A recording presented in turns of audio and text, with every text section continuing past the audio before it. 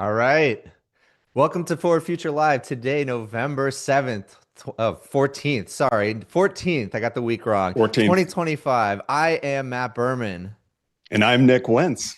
Welcome to the show. We have a fantastic set of guests for you today. Guest number one, Henrik Zeberg Jensen, head macroeconomist at Swiss Block Technologies. You could probably guess what we're going to be talking about.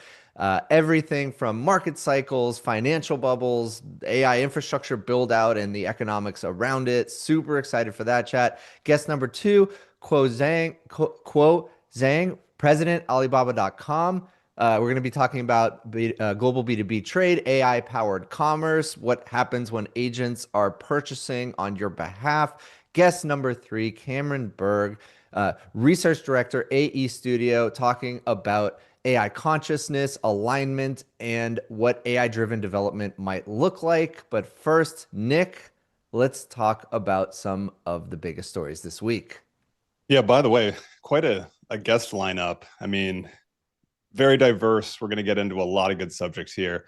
But yeah, as far as headlines go, we're going to be talking about average Americans' perception on AI. Yeah, I think Matt, you and I especially live in a little bubble, and not everyone feels the same way about AI that we do. So yeah, we'll be talking absolutely. about that.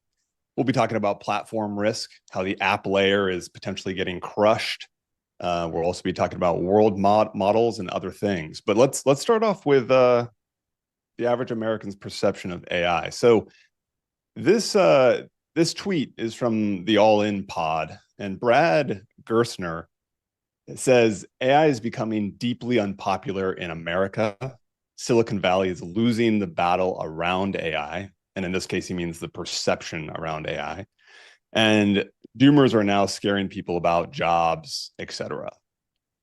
Now, for me personally, in my social network, I would say it's pretty divided. I certainly have friends who are in tech, who are in AI, using it every day, and they see the potential, and they're realizing the benefits, I think, firsthand. But I also have this contingency within my network who aren't using it every day and don't necessarily understand its benefits and have negative feelings about it. Matt, what about you? Are you seeing something similar? Yeah, I mean, for the tech friends that I have, they're almost entirely all in on artificial intelligence. I have a set of my social circle which they're not in tech, and it's kind of interesting because they're using AI every day. It's not like they're not using it. They are Mm-hmm. bought in on its value. They're using it and maybe couldn't even imagine having it ripped from their hands. But at the same time, they are afraid. They're afraid Mm. of the Terminator outcome. They're afraid of job replacement. And look, these are I empathize with these concerns, and we should discuss them and think about them. But it's funny because it's almost contradictory because at the same time they're using these tools and they're getting so much value from these tools, but also are afraid of them. So in that case, they are experiencing the benefits, but they're worried about them. Where do you think that comes from? Is it just the negative narratives in the media or somewhere else? I think fear comes from just it's usually just a lack of knowledge about it. It's just the unknown. Fear comes from the unknown. And it's also a very bipartisan issue, artificial intelligence. On the one side, it's like a US versus China issue. And then on the other side, it's well, AI is going to take all of our jobs. We need to regulate it. It's going to use all of the water. It's going to raise your electricity prices. So I think it just comes from the media kind of pushing the narrative that AI is going to be, quite negative for people in general. I think that's part of it. I think part of it is just the fear of unknown. Yeah. Look, if you're an American citizen who has a massive data center going up in your backyard, taking up space, you're hearing these narratives around how the water consumption and your electrical bill is going up, like you said. Like, it's hard not to be pessimistic and have negative feelings towards this thing. Yeah, and that's definitely Um, happening. I mean, the data centers go up in states and are using the entirety of the electric grid for that state, and they have to build out new capacity. And because of that, of course, electric bills go up. It doesn't always happen, but there are instances of that. And of course, politicians and media are kind of playing up that angle of it. So it's, Yeah. yeah, I mean, it's interesting to see how it plays out. I think it's like a PR issue. Like we need to get our arms Yeah. around the PR aspect of artificial intelligence. And I think that is what, if you can scroll up, Vlad Tenev, who's CEO of Robinhood, is talking about. And that's also what Brad Gerstner is talking about on the All In Pod. And he said it really well, and I really appreciate this point. Yeah. It is interesting that it's becoming a PR issue. AI needs a rebrand. Yeah, if you're on the outside looking in, you're seeing uh, overnight millionaires, these $1 billion comp packages. You're seeing like trillions of dollars being committed to these build outs. Yeah. And here you are worrying about your job and this impending AI bubble. So yeah, how do you flip the script and make it a more optimistic picture, instead of job displacement, it's human augmentation. Your job becomes easier. You remove the drudgery, all the things that we always talk about. Yeah, Nick, you're 100% right. It's like a continuation of the polarization of who is gaining the benefit of this new technology. And it's happened like time and time again, but I think with artificial intelligence, it's almost amplified to a degree that we've never seen. Yeah. And I think like hopefully, you and I and what we do on this little channel of ours helps a little bit, but we just need to, again, it's like a PR/education thing. Here's how to use the tools. Here's why you should be excited about it. Here's why you should be excited about the future. It seems very much a PR based solution. Yeah, I think that's really well said. And to me, the stakes are so incredibly high. Like if we have politicians pushing back, if we have society pushing back, I mean, there are countries around the world who are not slowing down at Yeah, all. and I mean, we know which country you're referring to, right? I mean, this is like Sure. it's China's not slowing down. Plus they're approaching it in a very different way, right? We are kind of approaching the build out, and I can't wait to talk to Henrik a little bit about this, but Yep. we're approaching it from a private market and a kind of a standpoint. And of course, China is top down government subsidies and here go build 100 nuclear plants across the country. And yeah, so it's like a very different approach. And the issue with our approach, I suppose, is a lot of red tape along the way, and a lot of friction in actually deploying these things. And again, Yeah. like understandable. I totally understand why or some portion of the population is nervous. Some portion of the population doesn't, NIMBYism doesn't want these things in their backyard. I get it, but we also need to just have the conversations out loud. Yeah. Remember our conversation with Matt Wolf a couple of weeks ago, Zoomer or Doomer. I think, all three of us were on the Zoomer side for obvious reasons, a little biased maybe. Yeah, little Yeah, I biased. think that's right. You got to speed ahead. Yeah, The yeah, your point about Vlad real quick, what I think he's saying is by giving retail essentially the ability to invest in private AI companies, you're allowing people to participate in a more meaningful way.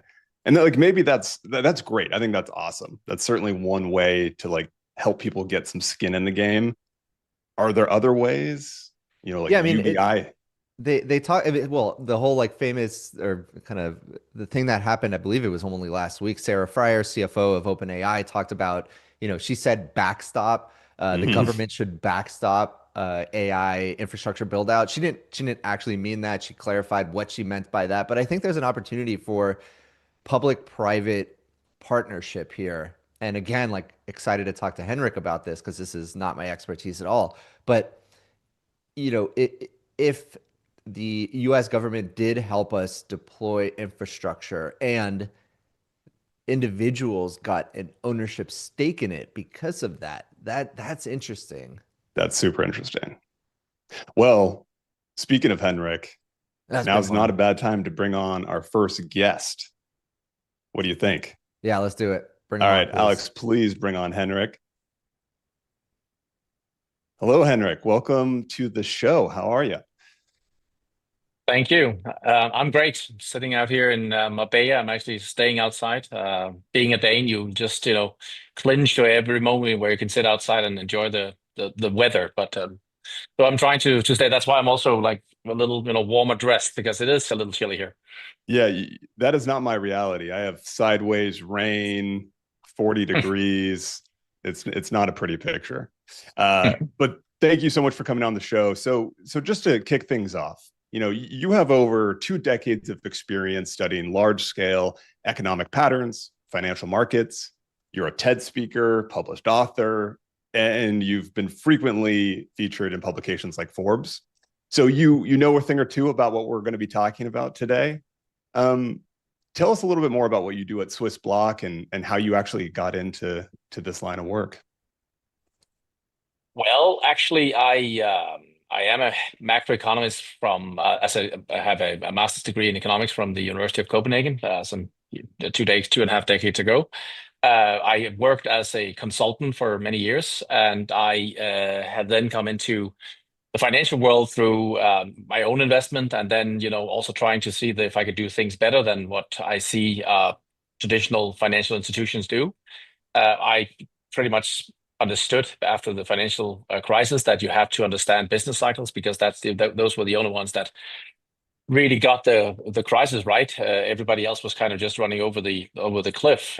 So that's the studies that I really started to dive into back then, and been developing my business cycle model, and also with a Elliott wave layer, which is a psychological layer with a liquidity layer. And this, what I called my Seberg macro for navigation framework is where I try to understand the markets and understand the economy, understand the markets, and trying to make the best of that also through investing. And this is also the framework that I use with the dialogues with our clients, which is the people, the high net worth individuals, institutions that come to us at Swissblock. So this is what I do: try to make an understanding of the world, and of course also understanding the technology shift that we see in the world here, and AI is at right at the core of that.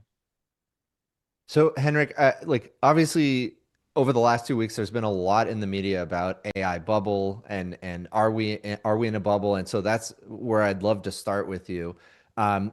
Maybe just paint a picture of like how you're seeing the AI infrastructure build out, the incredible amounts of capital that some of these private companies are raising, the incredible amounts of capital the public companies are already investing. And a lot of people who are saying the value just isn't there yet. Like, paint a picture for us on your view of if we're in a bubble. First of all, I want to say that there's a difference between whether we are in a bubble and whether the technology is going to create a new world for us. Because if you focus on the last thing first, there's no doubt that the whole AI revolution here is going to change the world. It's a big technology leap. You said it's the biggest. I mean, we can go back in history. We can look to the development of the steam engine back in the 1840s. That was quite a big shift. You can look at the electricity coming out in the late 1800 into the early 1900, but that was a major shift. Instead of having steam, you could all of a sudden use electricity. So we have had these shifts all the time. Also, like computers, some 50, 60 years ago, was also a big shift. So we have seen these through times, and they change the nature of what we do, how we work, completely. Things that we were doing 2, 3, 5, 10 years ago is completely obsolete. That's not how we need to work any longer, and that is causing a lot of rage. Also, you'll see people actually getting angry of this. And back in the days, and I can tell you a funny little anecdote there were actually people opposing electricity back in the days, and what they did to oppose that was that they electrocuted dogs and also human beings, actually, just to show Jesus. all the negative sides of electricity and say, you can see how dangerous this is. This is going to, it can kill us. It'll kill everybody. Actually, I that think was I've one seen of the something similar with calculators. There were teachers that were protesting calculators, and there's some famous right, photos of right, that. It's so, yeah, I mean, right. so yeah, it's happened before. So this happens before, and also computers will make us everybody obsolete. Was what they said back in the days. And the thing is that we will see these leaps all the time in technology, and they will change, as I said, the way we work. And it is a challenge to the world, and it's a challenge to a now I'm 50, and if you haven't been working and using computers all your life, it's a challenge to sit down all of a sudden and have to use AI. So there will be a lot of people that will be more alienated to the economy through this. And that is what has happened. I mean, people that were creating saddles for horses back in the days or shoeing the horses, all of a sudden you had a car, you didn't need that any longer. So people, the need for change has been there always when we see these technology shifts. And they are right now here in front of us again. And it will create some kind of backlash on this. And people say, oh, this is going to be, awful. I think it's going to be fantastic. It's going to be wonderful. It's going to be the shift like of the steam engine and like electricity and like the computer and so on. Is that the same as it will generate a return and it will be promised that, that we don't have a bubble here? Because, that is probably not the same. I think, or I'm pretty certain we have the largest bubble that this world has ever seen. But it has less to do with AI as it has to do with the way that the central banks of the world have been operating over the last 20 years. So that we have an AI bubble is just the consequence of the money printing that we have seen, and now all the money is moving into AI, and everybody says it's a guaranteed thing. You cannot lose money there. I mean, guess what? That was what they said also in the 1840s when we had the railway boom in the UK. Everybody was flocking into that. Thousands of companies rose up, and you saw that the massive bubble was developing, and people lost a lot of money, even though the government and everything was behind all of this. So what I'm trying to say is that even though you have a technology shift and you have a leap that is going to change the world, it's going to be absolutely fantastic and is going to propel us as a humankind forward. Is not the same as you cannot have a bubble in the stock market. We have to disconnect those two things. It's absolutely possible that you have this bubble, and like I'm saying, we have, and that you at the same time is going to see a fantastic shift in the way we work and a fantastic progress in humanity. Henrik, I want to double click into that just a little bit. You are saying that the AI bubble is kind of distinct and separate from the greater bubble, which is caused by money printing over the last couple decades. Maybe go into that a little bit more if you don't mind. Sure. So what the central banks of the world have done as they started to see problems in the economy was that that's what they have set out to do. They try to cushion any kind of backlash in the economy, and at some point they start to lower interest rates, and they try to see what they can do. If that's not enough, they will then move on to the next step, which is what we saw in 2008. They started to simply print money, and they just exploded the balance sheet of the central banks of the Fed and around the world. And then, as we didn't see any inflation, they kind of got used to that like an addict, and say, well, why don't we just do that all the time? I mean, if we have something that goes against us in the economy, nobody likes that. I mean, we don't like to have unemployed people. So let's just print some more money. And we came up with this theory that it'll create this trickle down effect. And the trickle down will make sure that the people that, got this money in their hands will make sure that it trickle right through to the lower ranks in from an income perspective, people in the economy. And it seemed to have worked. And we gave Bernanke a Nobel Prize for that, for reinventing money printing and thinking, hey, it's so easy to actually control the world because what we do is we just throw liquidity on every time we have a problem in the economy. This can go on for a while, and you can create the perception of wealth, which is that when interest rates are being pushed lower, because that's what they did, that was the magic of this. Then when you have to evaluate a certain investment versus anything, you'll look at that, the interest rates, and say the secure rate you can get in the economy. Say, is this going to be attractive? And if the secure rate is down at 0% or 1%, you don't need much of a fantastic business case to say, yeah, 2% in returns looks fantastic, or 3%. But the problem is that creates a distortion of money. So the money starts to run in a certain direction, try to find that yield. And, all these projects that probably never should have been born are just, flourishing for some time while the money just keeps flowing in. And that creates, in a larger picture, a great distortion of human capital and capital into certain areas of the economy. And if all of a sudden we then start to get a new technology, people are just running and rushing into that and thinking, oh, this is going to be fantastic. Look at the crypto market. I mean, I'm not saying we have a top here, but I am saying we have a massive bubble in it. And I also think Bitcoin is a bubble. We are seeing money just being running into that and saying, hey, we accept the fact that it will only go up if somebody, more stupid than me buys it at a higher price. That is why these things rise. It's not because they are going to, create any income in the short-term frame here. So right now we are seeing this money that has been pushed into the economy is trying to find yield. And when it finds something like AI, it says, this is too fantastic. And we just have to, run right into that. And that is what we see right now. We have seen all of this cash running into it, and the elevated levels on earnings on Palantir and Nvidia, and we then claim that it's not so bad. 300 times is price earnings is not so bad. It's just ridiculous. So we have a bubble. There's no doubt about that. But is that the same as AI is going to be a bad thing? No, it's not. AI is going to be fantastic. Yeah, I mean, and then do you think the ultimate escape hatch is the productivity gains, the GDP increase from artificial intelligence? Do you of course, like printing a ton of money, increasing inflation, all bad. But then if we have, 10, 100x productivity in the next 2 decades, does that just kind of give us that escape hatch and solve all the problems? I would love to say yes, but I have to say no. And this is because there is a timeline to things. So if we look at the short-term time frame here, we have to understand that how do you get productivity gains right now? You get that by laying off people. And laying off people in an economy is something that is bad for GDP. So you may say, oh, it's all good and great, but AI may take over the work, but it doesn't take over the actual, that people also need to have something to do. Why do you say that to get productivity gains, you have to let people go? I don't know if I necessarily agree or understand that point. Can you cannot go into that a little bit more?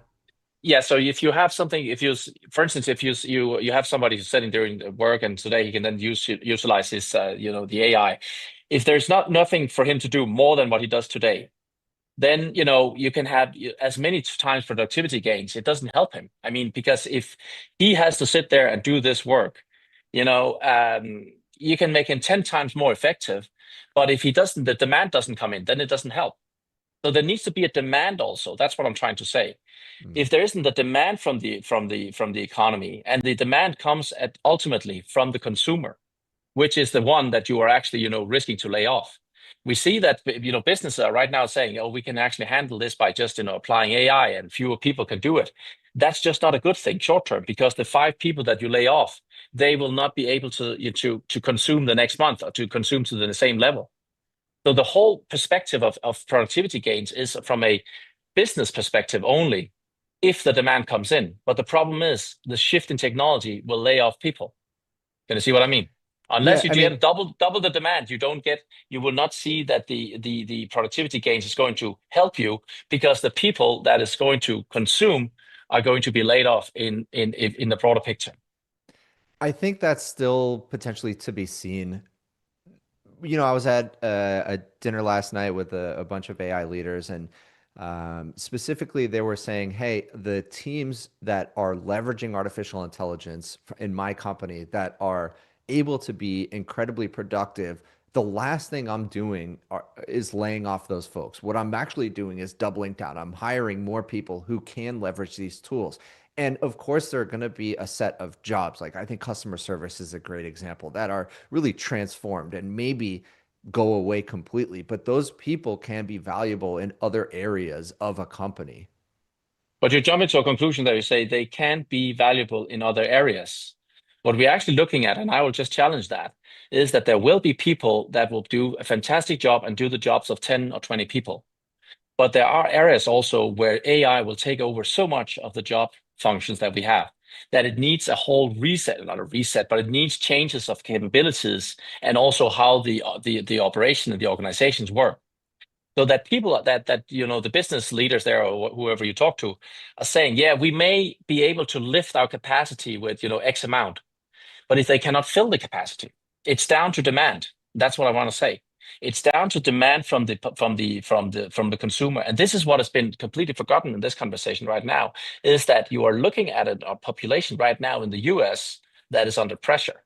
And you can see that from the consumer segment. You can see that from the credit cards and so on. So it's all great that you can lift the capacity of businesses if there's no buying power. And by the end of the day, you are going to see layoffs then. What are you specifically seeing in consumer behavior and credit cards that indicate that consumer buying is going down or flat? No, if you look at the consumer confidence, then it's lower than it was into the financial crisis. And that is normally leading the economy lower, which is unemployment. So you can look at the latest number we have there. That is really bad. If you look at the affordability, level for people, sitting in their homes, it's at record low levels as well. It hasn't been this low for the last 40 years, 45 years, or something like that. So you're looking at a consumer in the US, which is 70% of the economy, and we're trying to focus in on the investment in AI and say, oh, that's going to change the whole thing. The investment in AI is not going to change the whole thing for the consumer right now. Actually, it's going to make it worse. And is it going to make it worse in 10 years' time? No, because we also have people that grow up and will start be able to use these kind of the AI tools and so on. But if you are a 50 or 60-year-old or 55-year-old, you will find it difficult to fit into that, and there will simply be a lot of jobs that are not as relevant any longer. And that is the shift. It's like running. You can also just look at the long-term unemployment in the US. It's moving up. Why? Because people are feeling it's more difficult to actually fit into this kind of job market. You're young people, you're young guys, and it's not so difficult for you. But for somebody who's been working in more, ordinary jobs for a long time, they are the majority of the U.S. economy. It's not the majority that we're looking at when we're looking at the top in Google or anywhere else of these the large companies there. I definitely believe there's going to be friction in this transition, and certainly somebody who's not in tech, not young, they're gonna struggle. But I think the vision is artificial intelligence actually is going to drive the cost of goods and services down because of the increased productivity. And so the unaffordability right now is a major crisis. But again, the vision for artificial intelligence, increasing productivity, is that the goods and services prices drop. So what do you say about that? I say it's completely correct. It's just a timeline in it. And the timeline is also how far off are we on this timeline? The thing is that you're actually right now seeing that the consumer is not well in the US. I mean, you have 62% of the consumer that is living paycheck to paycheck. You have 15% in the US who find it difficult to put food on the table. And you have around 4% that is actually in a hunger situation in the US. So sitting here watching the AI is like sitting on the first class amongst the first class passengers on the Titanic and saying everything is fine because we are not getting our feet wet. It's only in the third class and second class maybe. And that's the problem. I'm with you that this is going to change the world down the road, 5 years from now, 10 years from now. But the problem is right here and right now. And you cannot get a productivity gain, which will all of a sudden magically, like a little magic stick here, just to wave it in the air, and then all these will go away. This is about prices have gone up 20% price level since 2020.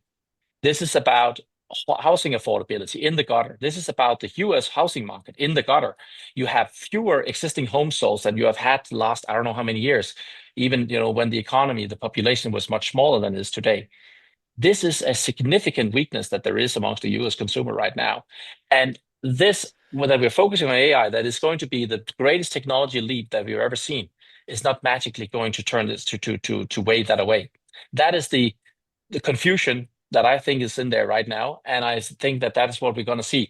AI is fantastic, but it's also part of the problem because right now people will be laid off if the capacity cannot be filled, and right now the demand is simply not there amongst the consumers. And we are potentially seeing layoffs now. I'm just questioning why we haven't seen the non-farm payrolls after the U.S. government has opened up again.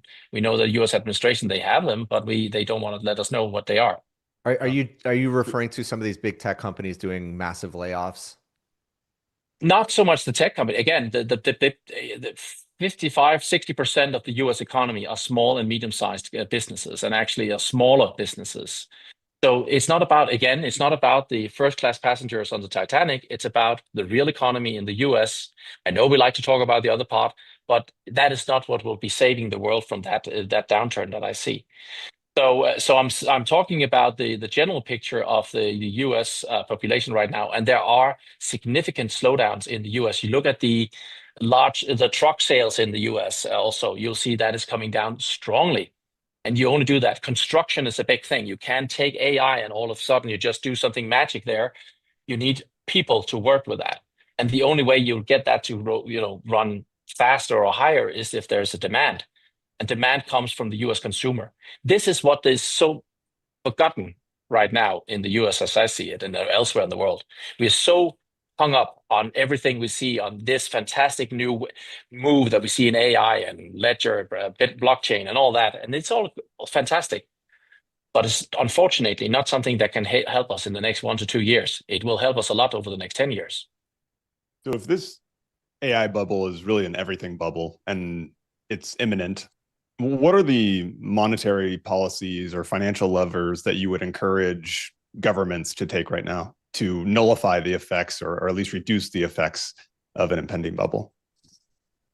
Yeah, but back to my Titanic example, what would the choices be of the captain at the point where they hit the iceberg? I mean, would that to make sure that the ship doesn't sink?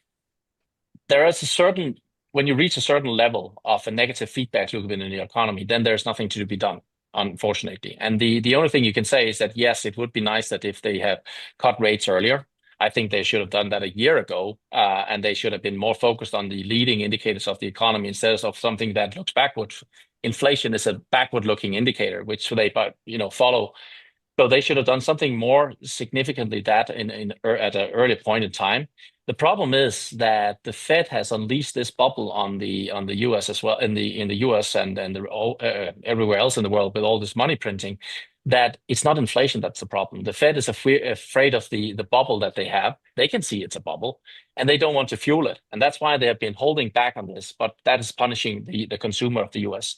So what they could do now is getting ready for what potentially could be coming. And yeah, definitely also making sure that maybe the cost of living is not so high right now. I know that's probably what the administration is doing, but the Fed should also be following, I think. But unfortunately, I don't think it's going to save the ship this time. And Henrik, just to clarify, this is not a U.S. specific problem that you're saying. This is a global, maybe a Western problem or global problem. Yeah. It's just that when the U.S. sneezes, the rest of us gets a cold, right? So it's like the U.S. and the financial market in the U.S. is driving the whole world, and if the U.S. consumer is good, the rest of the Western world is good. So I think we have a situation here where we have a new technology leap. It's going to be fantastic, but unfortunately, short term, the deterioration of the economy is really dependent on the 70% of the lower incomes in the U.S. And they are not great at this point. So Henrik, I would like to do an exercise with you. Tell us what you think the next 5 years is going to look like, both from a more, let's say, realistic through the lens of Henrik view, and then also maybe through a more optimistic view. Well, I am optimistic. I'm optimistic in the way that I think, many of the problems that we seem to have today, we're gonna, get rid of in the next 10, 20, 30 years. I mean, there will be sicknesses, that's a long illnesses. Time, though. Yeah, that's a long time. What about 5 years? I think, yeah, but 5 years there will be a lot of productivity gains in businesses. But productivity gains will be, I mean, that's about how much do you put in and how much do you get out, and that ratio is going to increase. You're going to get more out from less input, and that's a great thing for the businesses.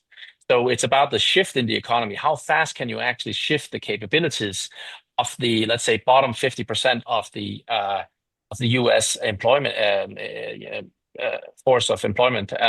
How fast can they actually adapt to that? That is going to be important. But I think you're going to see major shifts there. Does that exclude that you could see a massive decline in the stock market or a massive, actually a pop of the bubble?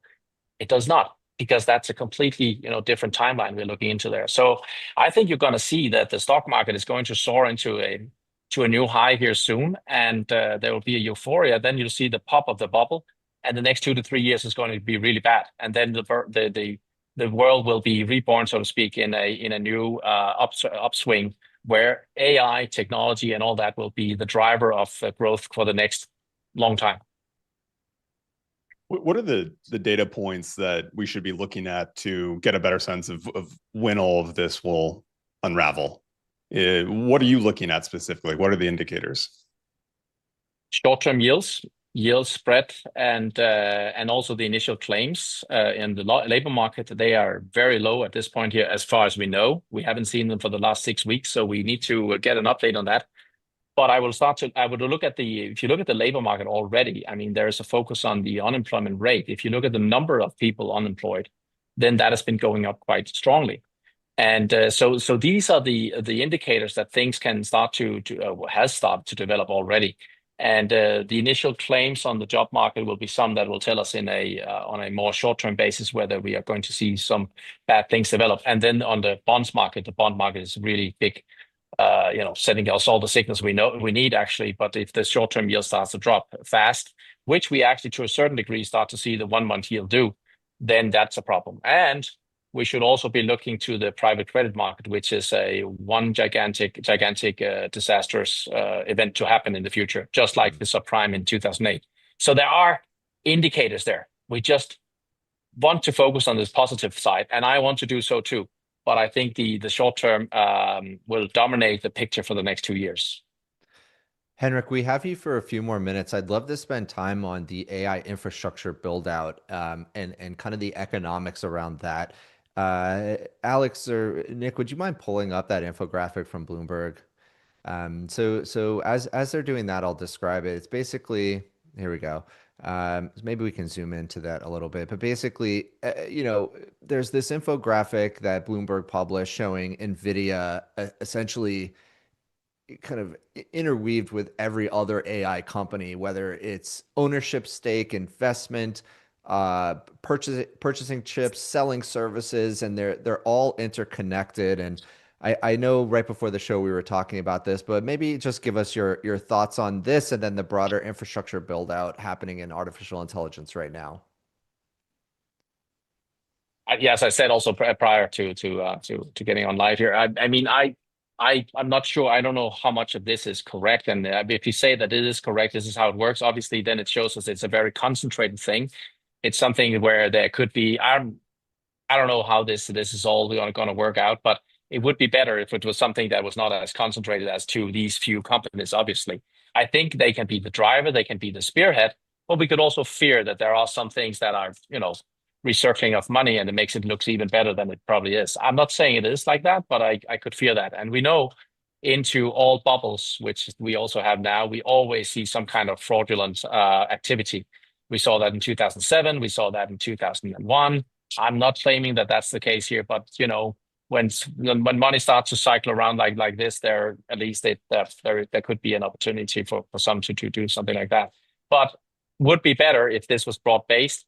But also great that we have, drivers of technology. And if that requires a lot of cooperation across, and that's what we see here, then I'm all for it. So not sure I can shed so much light on the actual insights or what's really going on here behind the scenes. It's a complicated web of financing for sure.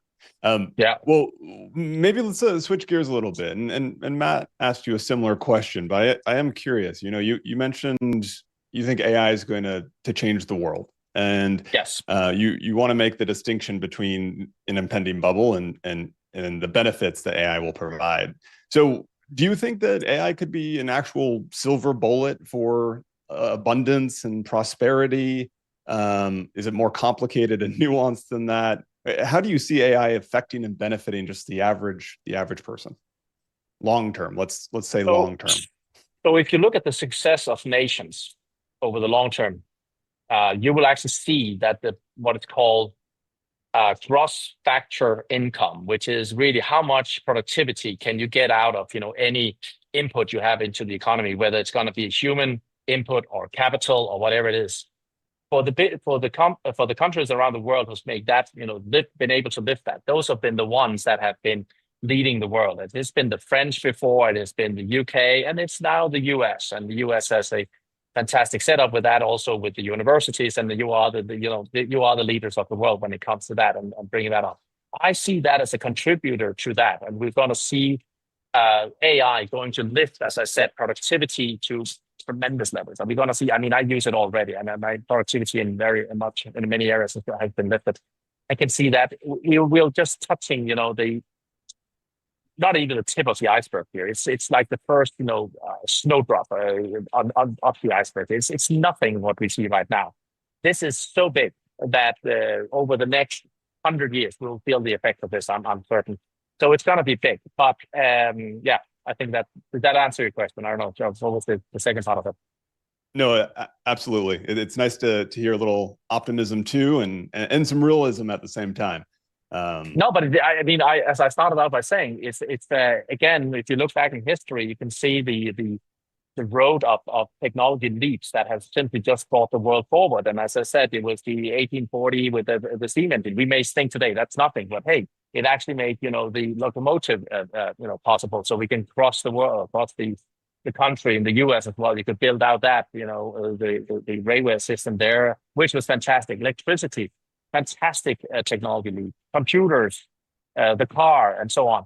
All these things bring the world forward and will make it a much better world. I mean, we cannot imagine a world without computers today. We cannot imagine a world without the internet. We cannot imagine the world without electricity. All these things we would not be able to build if it weren't for that. So this is one of the big ones. These are one of the big building blocks for the humankind. But the difference between short term and what is going to drive in the longer term, that's just what I want to focus on. And short term, there are other factors that have driven us into a corner where we're going to feel some not so good time because of that. And then AI will help us come out of it. And I'm very, very positive with the world. Global warming, electricity shortage or whatever it's going to be.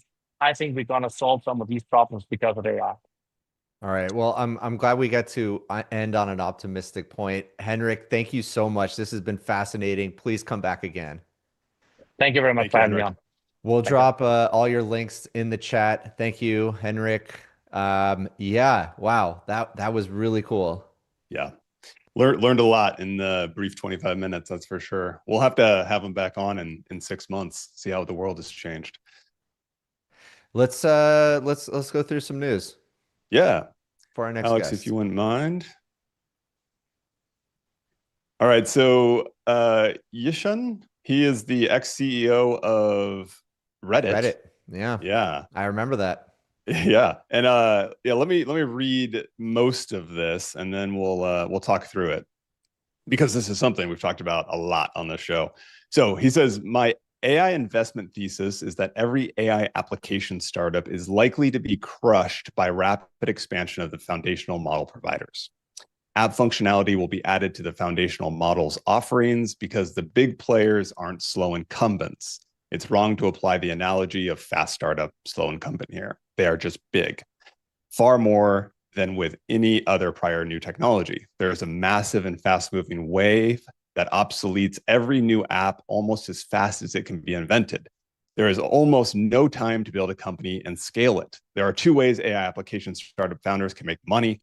First, flash in a pan, create a bunch of cash, bank it. Number two, make a good enough app that you get acquired by one of the big players for sufficient equity. I'll pause here. This gives us a good picture of what he's talking about. At the end of the day, this is platform risk, something we talk a lot on the show about. Yeah, first of all, 20 million views. So this post struck a chord, to say the least. Yeah, it's interesting. I've been hearing this. I was just at a dinner last night. The CTO of B2B applications for OpenAI was there, and he did talk about the expansion of kind of the core model capabilities. And I've also read from other frontier model leaders about how like more of the scaffolding that gets built today might not be necessary tomorrow as the model capabilities expand. I think ultimately there's still a big missing piece, which is the models do not learn. They do not evolve their learning over time, I should say. right? Mhm. Once they're baked and they're put out, the only way for the model to learn new information is to provide that scaffolding, whether it's memory, tool calling, web access. That is really the only way. And so for now, it seems like there's still a need for the application layer. But I also like I made a video called SaaS is Dead a while ago, and that also struck a chord. And I think they're kind of in the same vein, which is as the model capabilities continue to improve, it is going to consume the application layer. I mean, the entire purpose of artificial intelligence is to generalize. And as soon as it can generalize really well, then these especially vertical applications become very at risk. Yeah. I want to try to steelman this to some degree, and I think it's a hard steelman to do. Everything you just mentioned, totally agree with. You also have this other thing, and I don't know if you commented on this in this post, but this massive advantage of distribution. ChatGPT with its 800 million users, it can duplicate startups functionality very quickly and then distribute that to every user in its ecosystem. And a startup cannot replicate that kind of go-to-market engine. It's just impossible. Yeah. And Yeah, then, it's yeah, go also ahead. if you are a friend of the show, Yuchen Jin from Hyperbolic talked about, and Elon Musk even commented on that his post, I believe, but basically OpenAI is going to be competing with everybody, and it's becoming more and more obvious. I mean, they're shipping new products seemingly every week, and like if I'm a startup founder and I'm building on top of OpenAI, I think I'd be quite nervous. They they obviously have, the best, if not like the top two best models. And then they're also just shipping products on top of those models. And it's, like, I think that's a lot of the breakdown of the relationship with Microsoft, even though like the Mhm. public facing, they're all saying, no, we have a great relationship. But ultimately, like Microsoft sees them coming and sees Office, Word and Excel and PowerPoint.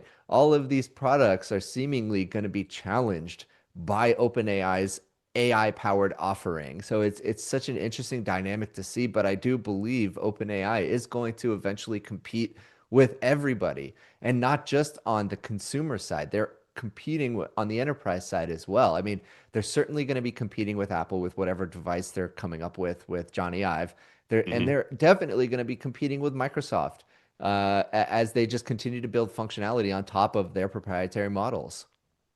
Yeah, and you can tell that it's on Microsoft's mind. I mean, they probably devote a lot of effort, resources to changing out of this kind of consumer application business. Satya was on Dwarkesh's podcast recently, Oh, right? so And good. it was great. It was a great conversation. Um, he never ceases to impress me, that guy. But he was talking about becoming an agentic company, transitioning to an agentic company, and so they see the writing on the wall. Um, okay, so Yeah, let me there's steal. before we move Go on ahead. from that, there's this fantastic meme. I wonder, I'll send it. Maybe you No, can no, pull it up. I think I got it.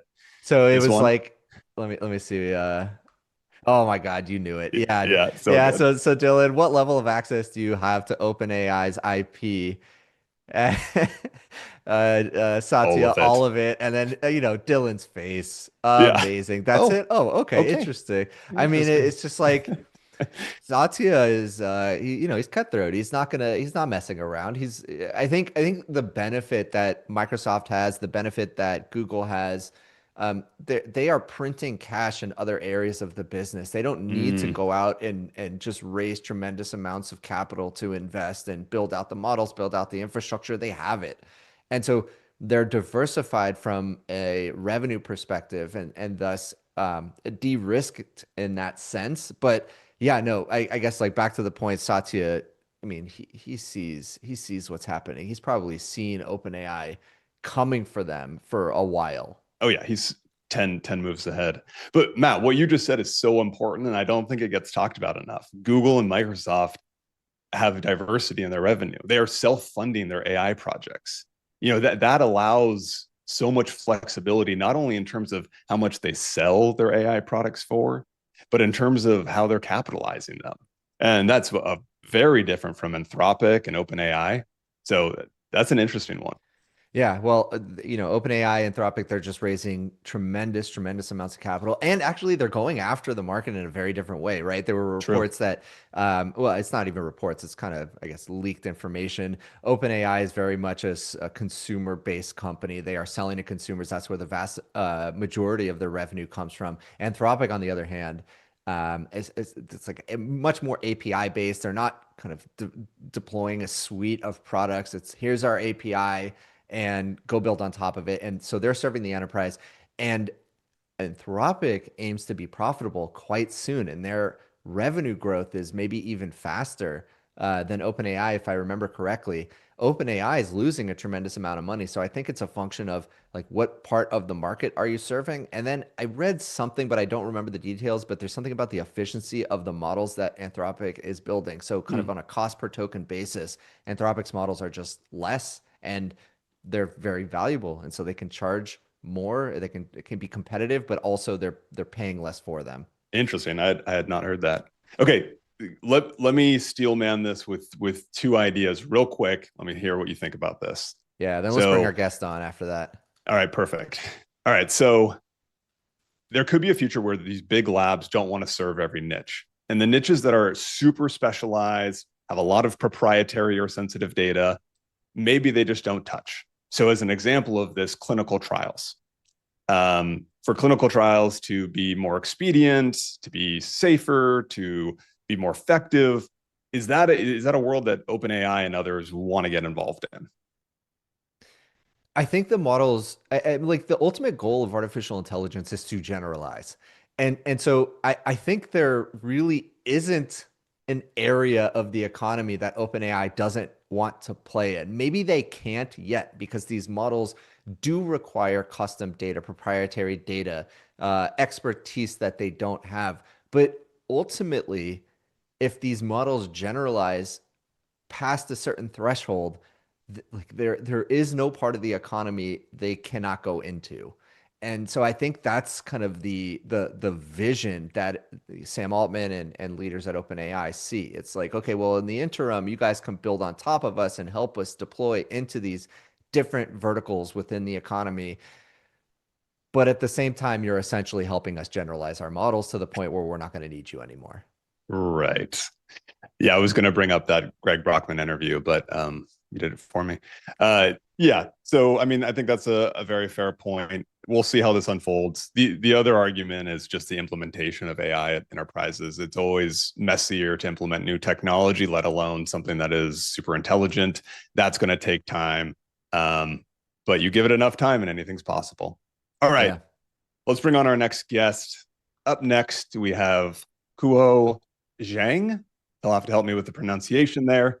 President of Alibaba.com. Let's bring him on. Hey, Kuo. Nice to meet you. Welcome to the show. Thanks for joining us. Thank you for having me. Yeah. So we pronounced your name correctly, yes? Kuo Zhang. Yeah. Kuo Zhang. Almost. Okay. Very nice to meet you.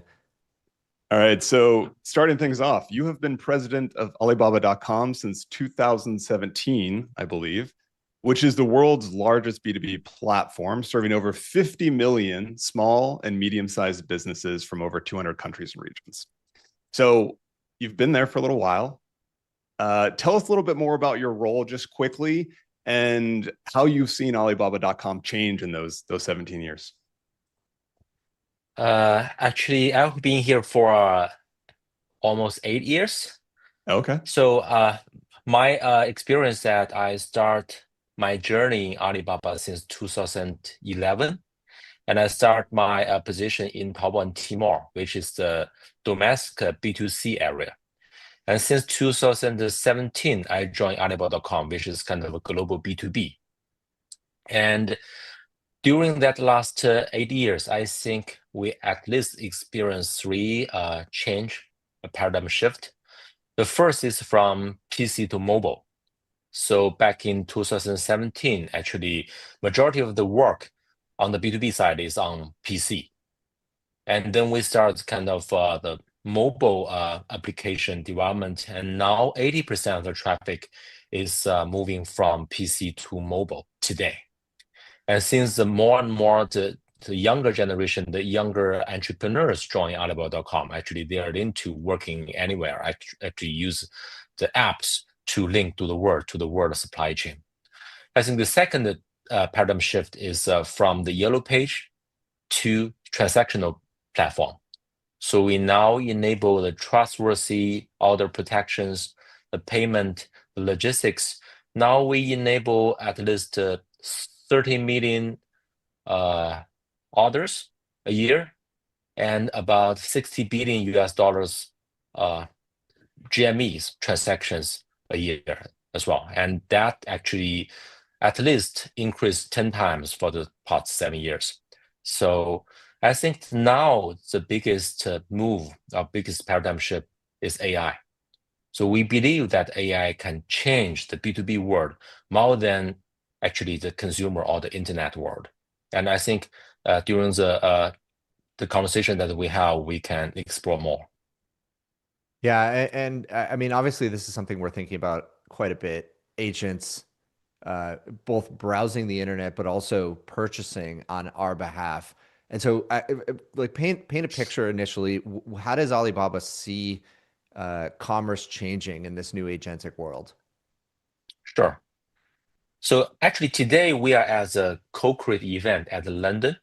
So this is the first time that we hold this event in Europe. And during this event, we launch our AI mode for Alibaba.com. So we them shift commerce, the e-commerce previously. So it solved well about the B2C kind of problems, which we thought is short decision commerce. So I would call the short decision is back because when you make the decisions, is you generally consider 4 or 5 dimensions like pictures, price, volumes, delivery date, and title, something like that. And in general, actually, the order size is small, so you can make the decisions by impulse or very fast. Well, on the contrary,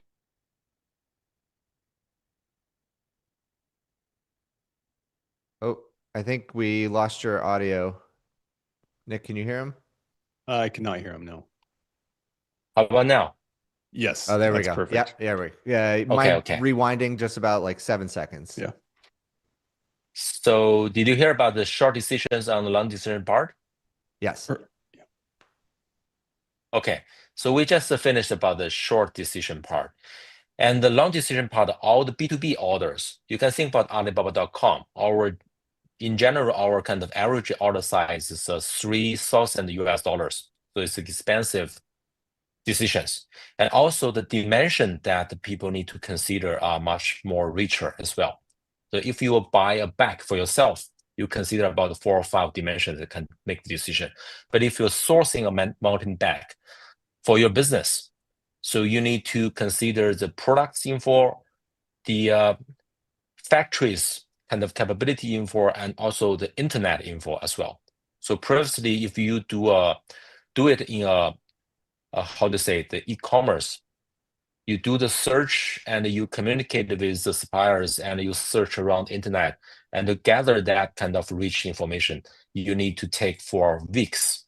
Well, using AI, actually, it's very easy help you to interpret your requirements and understand about the product detail page, retrieve the information from the industry-owned data, and also retrieve the information from the internet.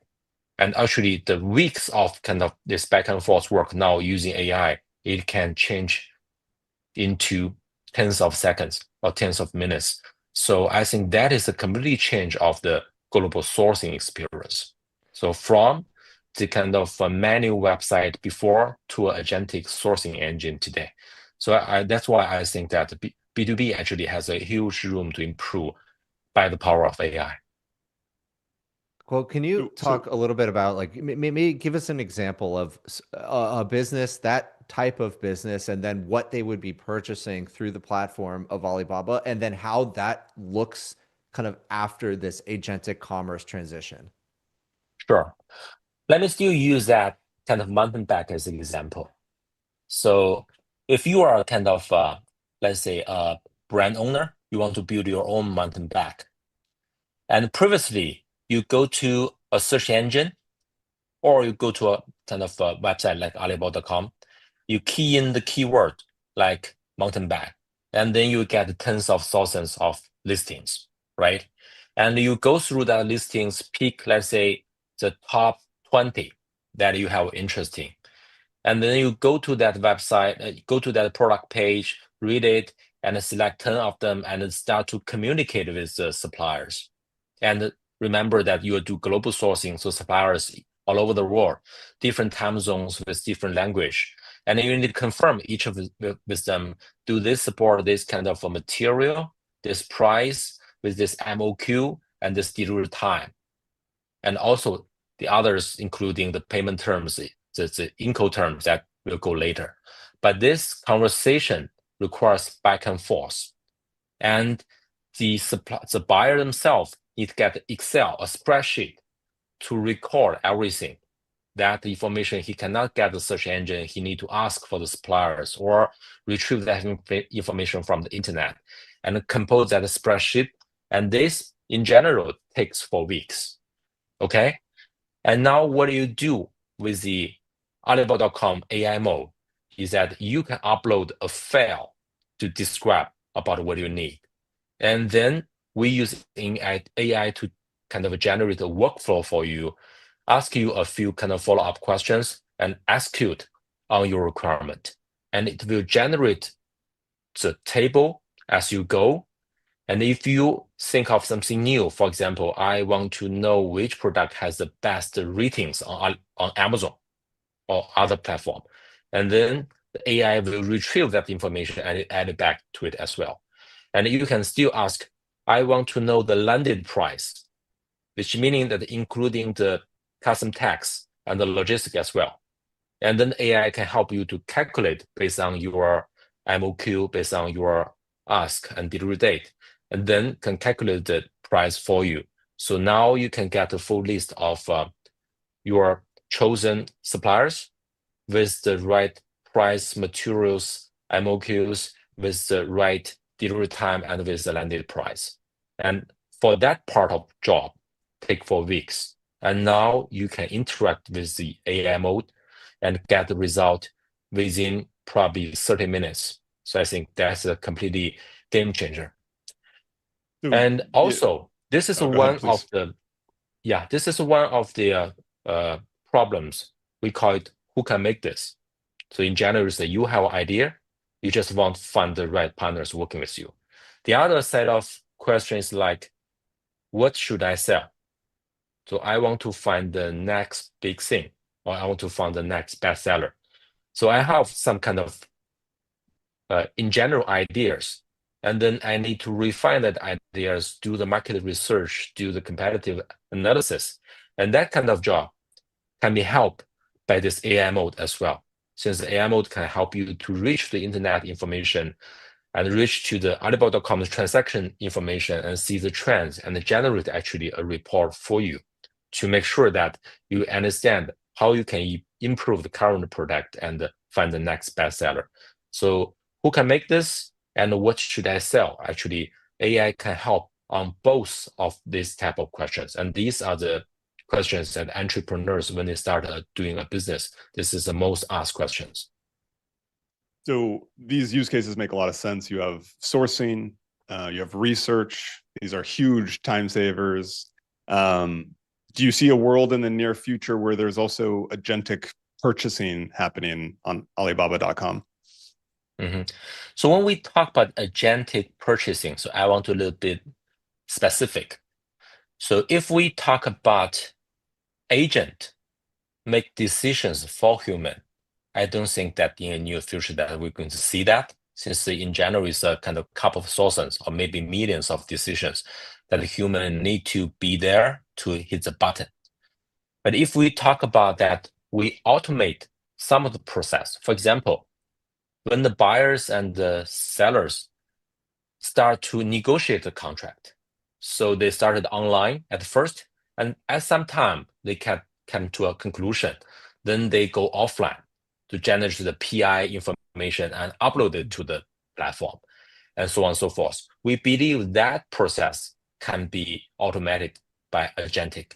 So we use agentic information actually to help them to negotiate the contract and help them to update the contract, including all the product information, the payment term information, logistic and Incoterms. And for that part, I think agentic payment can help a lot. Are you? Oh, Go ahead, Matt. Sorry. Oh, all right. So I wanted to ask a little bit about potentially maybe bad actors on the platform. I mean, if agents are doing all of this research on our behalf, and I appreciate that you said the human needs to be there to finally click the button, but there's almost like this idea that sellers and maybe even buyers, but primarily sellers, can optimize their listings, can like kind of manipulate what they look like specifically to appeal to agents. Are you seeing anything of that, anything like that? And if so, like how do you think about preventing that? Preventing them from doing GEO? Exactly. Yeah. Okay. I mean, maybe preventing is the wrong word, but like how are you seeing that affect the Alibaba platform? Okay. So yeah, I think one part is about preventing the bad GEO. The other part is to preventing the hallucinations. I think those are all going to happen along the way. So what we're doing that. So first of all, so without AI, we need to do it as well. The thing about we are running a platform. So every supplier, then when they update their product information, service information, that need to be legit, and we will verify if they actually fulfill as they say. So that is what platform do.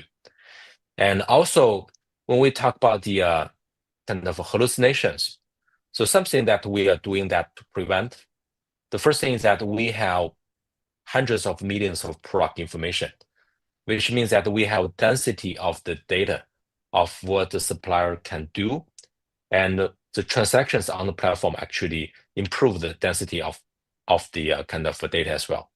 And also we have a set of tools to do the verifications. I can give you an example. If the buyer want to know the landed price, they need to know the dimension of the product, the weight, they need to know the logistic fees, and also they need to know the custom tax in the kind of landed destinations. And how do they get the custom tax? They need to calculate the HS code. And we have tools to help the sellers and buyers to validate the HS code. And for that part, actually, we have the density of data, we have the set of validation tools to validate that data that can help prevent the hallucinations in the most cases.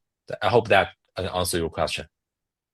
Yeah, and are you seeing sellers that are becoming more sophisticated, creating, I guess, like on the point of GEO, and maybe you can just briefly define what that is for folks who are watching that don't know, but I think I'm interested if you're seeing sellers who are sophisticated creating two versions of their listings, one that appeals to agents, which require typically much more rich information, and then one for humans, which you want much more concise and to the point information. So maybe you can define what GEO means in the context of Alibaba, and then if sellers are kind of getting smart about how they're presenting information.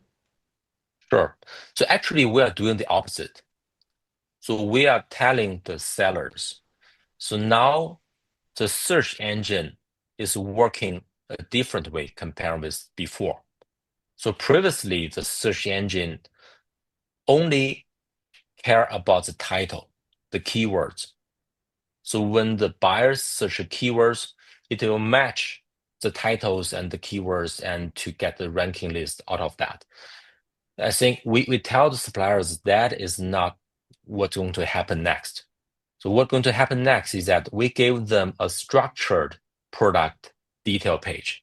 So for example, in apparels, in machineries, they need to fill in different kind of information because the different categories, the buyers care about different information.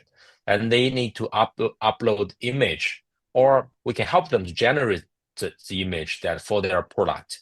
So all the data actually are more structuralized. A more structuralized data is more easy for human to do comparison to read, and also it's easy for machines, for the AIs to understand what he's talking about and to do the best match. Because now the buyers actually are using narratives, paragraphs, files to describe their requirement. They are not using keywords to describe their requirements. So we need a big model to understand and interpret the requirement, and then understand tens, hundreds of millions of product and do the perfect match.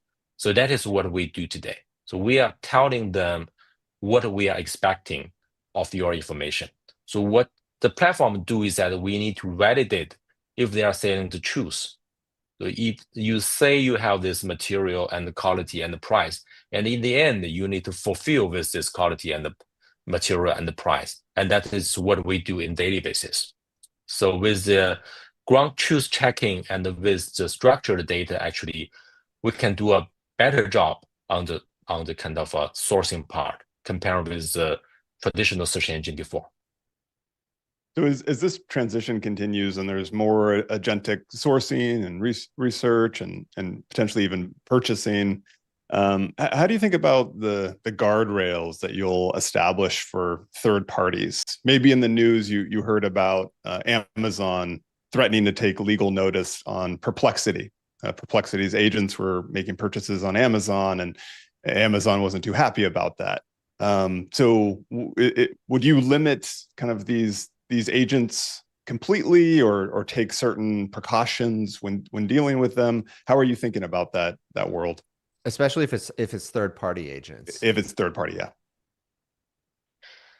Yeah. So first of all, I think we will work with the agents, providing enough information and working with them. And also, actually, or like OpenAI, they have a kind of agent framework. You can insert your agent in their platform to answer certain kind of questions. Actually, we are piloting and try this kind of new applications as well. So, and that is one hand. On the other hand, so personally, I think AI can help more on the long decision commerce part.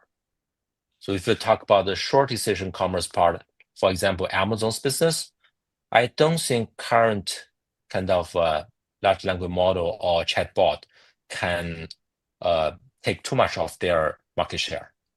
So current e-commerce website already provide good enough user experience. So when you search address or search a kind of phone, giving you a list for you to compare very fast and make decisions is already, I think it's already good enough experience. And also they have a very big moat on the delivery time and the quality control stuff. That is take a long time for the kind of the ChatGPT, this kind of company to catch up with. Well, what do we feel that for the long decision part, you need to consider more dimensions and need to retrieve more data to help you to make the best decisions, best intelligent decisions. For that part, we are heavily invest in. We think AI can help to do some paradigm shift in that kind of area. But still, there's a lot to do. So for the buyer and the suppliers, the biggest nightmare for them is you going to transfer tens of thousands US dollars to a stranger on the other side of planet. So you still need to build a trustworthy network to protect the orders, to protect the payment, and also to make sure that deliver on time with the right quality, right standard. So for that part, it's not kind of with the pure AI that can do that. You just need to build that network. So I think AI can help the first part of the sourcing. I think we are doing very aggressively by changing our mainframe of our applications and the values. But for the kind of fulfillment part, it still take years of job. It's not kind of AI can add a lot of value on that. That is my perspective. And quote, just to kind of drill down on this topic for a second longer, Amazon, right? They are trying to prevent Perplexity's agents from purchasing on consumers' behalf? And the response from Perplexity was, well, they're doing that because they have a massive advertising business. And when an agent is browsing and purchasing on the consumer's behalf, there are no human eyeballs, thus they can't serve ads to them. So I believe Alibaba also has an advertising side of the business. Is that something you're concerned with as agents start to do more research, start to do more procurement on behalf of humans? Does that affect the advertising side of your business? Okay, I can answer from my perspective. So for Amazon's, probably you need to ask. I'm not the best person to answer their questions. For us, for example, our revenue previously come from supply side as well. I think all the internet companies today is the same. Meta, Google, Amazon, actually the revenue come from the supply side, either from SaaS services or transaction fees or advertisement revenues. And when come to the AI era, so subscriptions actually now is kind of mainstream. For example, OpenAI is more kind of subscription model to generate their revenue. So our AI mode on Alibaba.com, we are going to try subscription business model as well. So when the buyers actually using our AI mode, so our first user is buyer. So we are not giving you a kind of tens of thousands list of suppliers that you to choose. Actually, we're helping you to aggregate all the dimensions, all the data, reduce. Actually, we are expand the rows, we expand the columns, but we reduce the rows. We only provide you probably within 10 lists, which we think best match your requirement. And for that model, currently we think subscription may be a kind of a good business model for that part. But we will have both. So if you want to choose the, let's say, the AI mode, leveraging AI the most, help you to kind of interpret all this requirement, you can select the subscription mode. And if you want to use the kind of just AI search, then you still can use the traditional search engine, but it's powered by AI as well. Yeah, that's a great answer. That's super fascinating.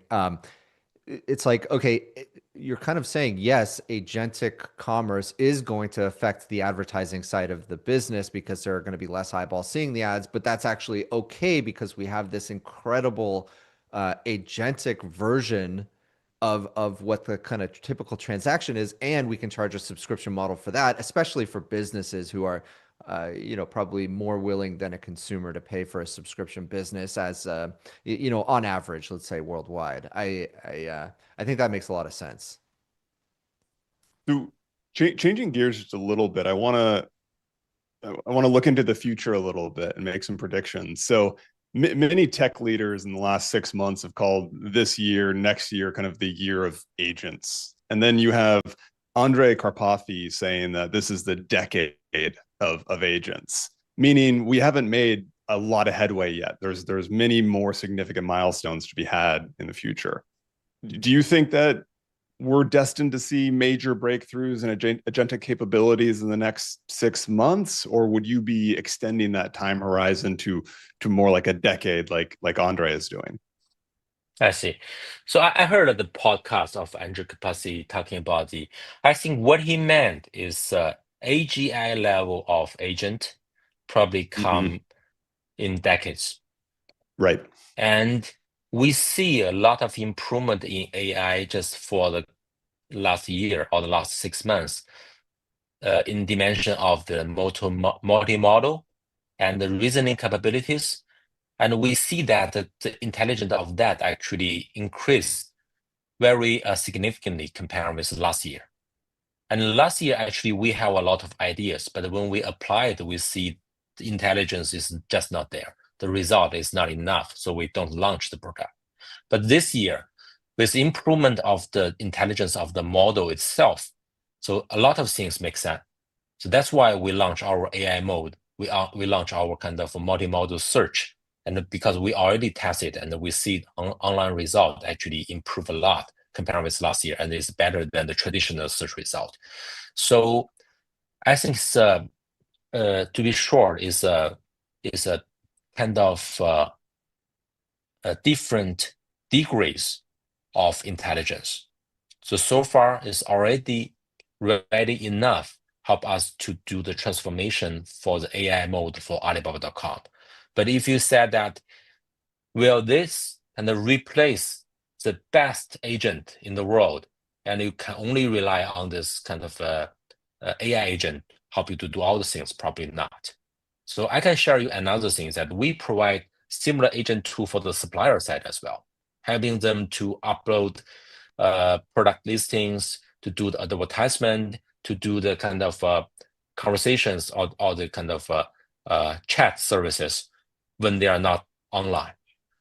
And we set a bar for the product. So every year we want our seller side agent to achieve 85% of our kind of service level, which means the AI can beat 85% of the human beings on Alibaba.com. So you imagine that we have hundreds of suppliers on Alibaba.com. The human are enlisting the product, answering the questions, and doing the advertisement. And when we launch the AI agent, we think we are better than 85% of the humans' work. But still, the top 15 can still beat the AI. But when the AI kind of continue improvement every year, actually we can push that level to the next level, and the people can rely on the agent to do that kind of job more and more, or at least Copilot working with the agent to do that job and more. And that is how we see it improving. It's not over the night, it can beat 99% of the humans' work, but we see a kind of solid progress month over month. Yeah, I mean, it's super interesting. It's going to be really interesting to see how agentic commerce changes the kind of the entire world of commerce, both on the consumer side and the business side. Kuo, thank you so much for joining us today. Really appreciate it. Really appreciate it. You're gonna have to come back and give us an update to see how everything has changed. Thank you. All right, thanks, Kuo. Thank you. Thanks. You too.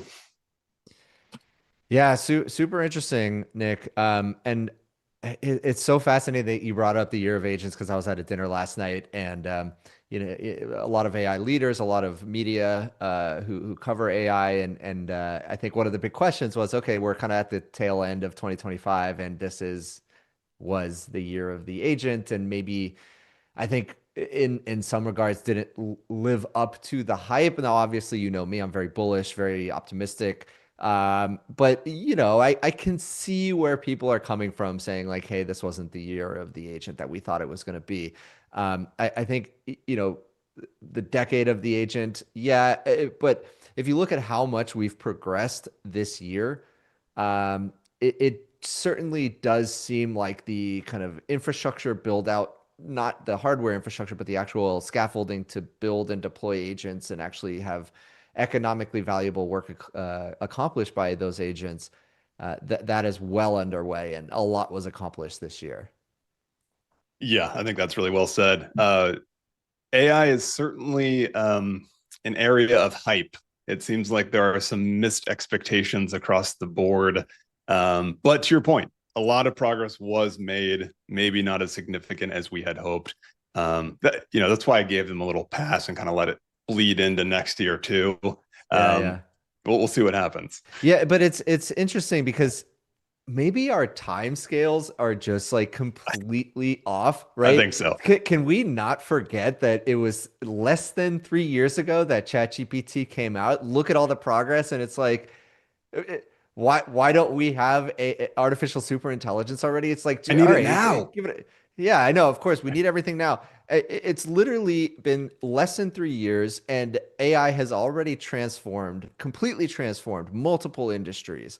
With the primary one being programming, which is a massive industry. Yeah, I think maybe our expectations for the time scale of things is maybe a bit aggressive. I don't know. It just feels like we've got so much done, and people are like, no, give me more. What have you done for me lately? What have you done for me lately? Exactly. Well, I think that's a very mature and grounded perspective. Oh, Well done. thanks, man. Yeah, thanks. Yeah. I appreciate that. Let's do a quick story, All and then we'll right. bring on our next guest. Alex, pull it up, please. Yeah. So we don't usually just cover funding announcements, but I think there's some stuff to dig into here. So Cursor, we've raised 2.3 billion in Series D funding from Accel, Andreessen Horowitz, et cetera. We're also happy to share that Cursor has grown to over 1 billion in annualized revenue and now produces more code than any other agent in the world. This funding will allow us to invest deeply in research and build Cursor's next magical moment, whatever that means. So, Yeah.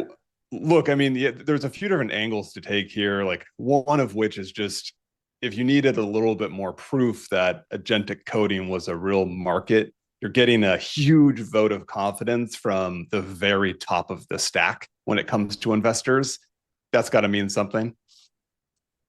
Yeah, Nick, you said Series D funding from Accel, Andreessen, etc. I think let's actually Did I skip over too let's many? go into the etc. just for a moment. Look at the name on that list, NVIDIA, right? We were just talking about that Bloomberg infographic in which they're showing like NVIDIA at the center, and they're investing and in multiple companies in the AI space. They are taking ownership percentage. They are selling services. They are selling chips. They're buying services. And then all of a sudden now we have, okay, like let's break this down. NVIDIA is an investor in Cursor. Cursor is built at least partially on top of OpenAI. Mm-hmm. NVIDIA owns a piece of OpenAI, is a partner with OpenAI. OpenAI is building out their own data centers. It's like more of this just complete incestuous nature of the AI industry. And it's just so interesting to see. Yeah. House of Cards or substantive financing? I just don't know. No, this is it's above my pay grade to try to Yeah, understand exactly. the economics behind this. I think like I can only go so far, but that I made a video all about the if we're in an AI bubble, and I think a big part of it is that's the part that makes me nervous. I'm not nervous that the AI infrastructure build out and investment is not going to pay off in the long run. What makes me nervous only because again we talked about fear. I think we talked about like fear stems from the unknown. That is the Yep. unknown to me. Like what is Yeah. actually happening with all of the shipping of revenue back and forth, and if they're accounting for it properly, great. But I just don't understand it. So it's a point of fear for me, and Yeah. I want I to mean, learn more about it. partnering with King NVIDIA and Google, I mean, this seems to be a strategic advantage for Cursor against the other, agentic coding platforms. You have this inside scoop onto what's happening on the Google platforms. You have a compute partner. This seems like an important leg up on the other competitors in the space. But I come back to platform risk. And if we don't talk about platform risk on every show, it's just a missed opportunity.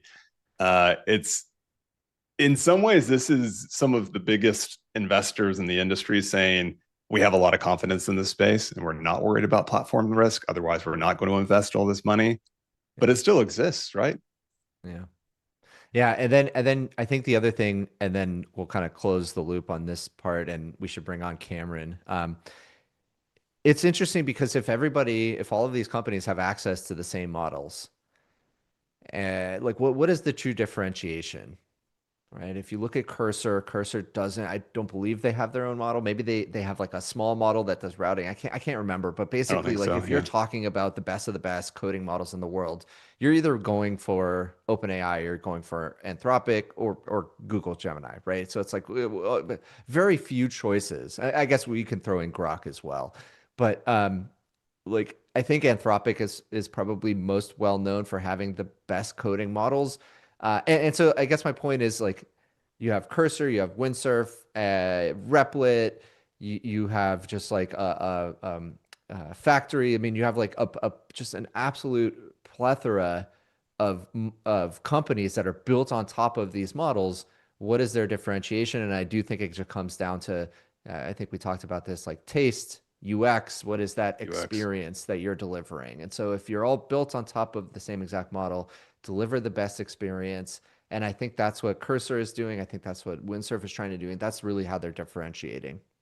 And if the future is neural net development and you can customize and personalize, create your own UX experience for all this, and throw it all out the window. Throw it all out the window. Yeah, for sure. All right. With that said, let's bring on our third and final guest. I'm excited for this conversation. We have Cameron Berg. Come on the show, please. Here we go. Hey, Cameron, how are you? Good. How are you guys doing? Doing all right. So to kick things off, why don't you tell everyone a little bit about yourself and the work that you do at AE Studio? Sure, happy to. Yeah. Hi, everybody. My name's Cameron. I'm a research director at AE Studio. AE is actually a very interesting sort of structured company. We're 160 people, bootstrapped company. Roughly 140 of those folks are doing tech consulting work, helping build in AI into exactly the sort of companies and workflows that you guys were just talking about. That generates a bunch of revenue. We use that revenue to fund the research arm of the company. We have complete control over what research questions we take on and don't. And we're particularly interested in the question of AI alignment and understanding how AI systems work in general, and just kind of trying, you know, as you were just commenting on, like the space is so quick and things move at the speed of light. We really want to try to keep our research focused on the big picture and understanding at almost like a civilizational level where this technology is going, what the risks are, what the benefits are, and how we can steer it as much as possible towards those benefits and away from those risks. And that's what we think of as the alignment research we do.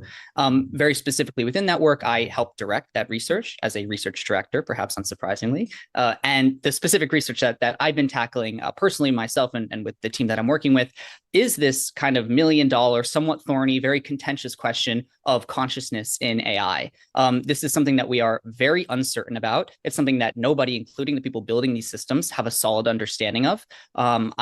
Matthew, I think you actually covered this on your show a couple of days ago. There are folks like Anthropic who are publishing papers about introspection and LLMs. Yep. We just published a big paper that I've been working on and was lead author on for the last couple of months about some sort of strange emergent behaviors that you see in LLMs when you ask them to basically pay attention to their own process and introspect.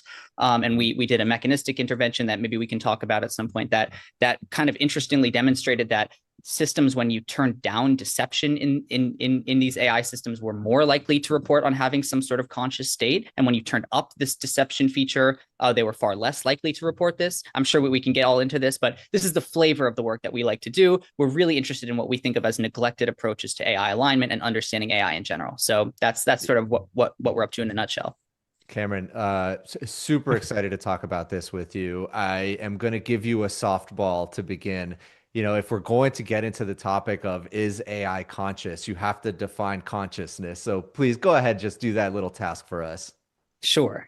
It's really important because I think a lot of people mean very different things actually with this word. It's perhaps one of the most like confused words in the English language. So when we're talking about consciousness, we are simply meaning, this is to use a very common philosophical notion, what it's like to be a system. Are the lights on in that system? This is different, perhaps subtly, from even notions of what we might think of as self-consciousness.